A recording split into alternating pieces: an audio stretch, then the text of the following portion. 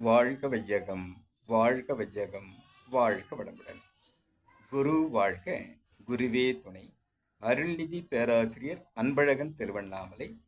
அனைத்து அன்புள்ளங்களுக்கும் வாழ்க வளமுடன். இன்றைய சிந்தனைக்கு குரு அவர்கள் தந்திருக்கக்கூடிய ஞானக்களஞ்சிய பாடல் ஒன்றை நாம் சிந்திக்கலாம். 1967 பாடல் எண் 1274 சச்சிதானந்தம் என்ற தலைப்பிலே குரு தந்திருக்கக்கூடிய கவியை நாம் சிந்திப்போம்.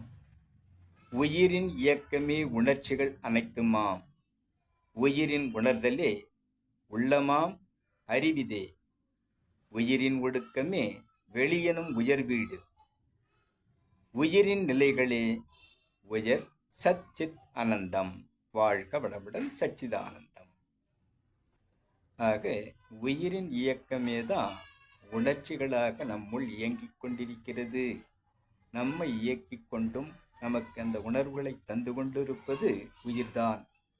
உயிரின் உணர்தலே உள்ளமாம் அறிவிதே. நமக்குள் உள்ளமாக உள்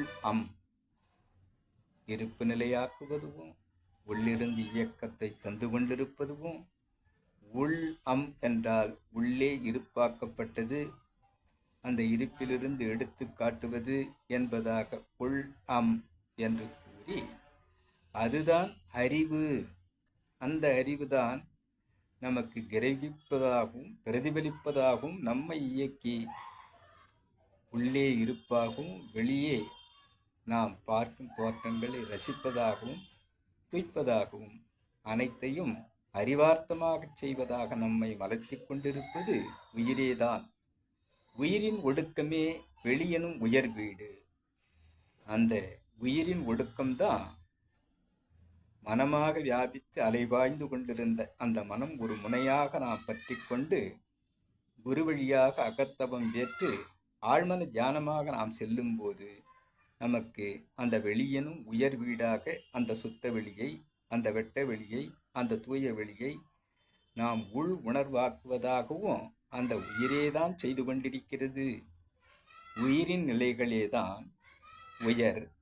சத் என்றால் இருப்பு நிலை, சித் என்றால் இயக்க நிலை.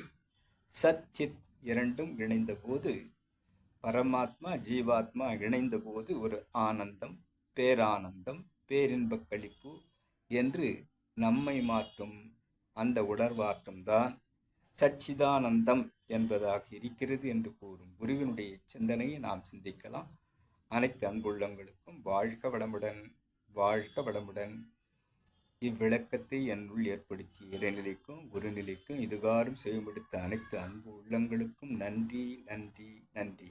வாழ்க வளமுடன் என வாழ்த்து நிறைவு செய்கிறேன். வாழ்க வளமுடன்.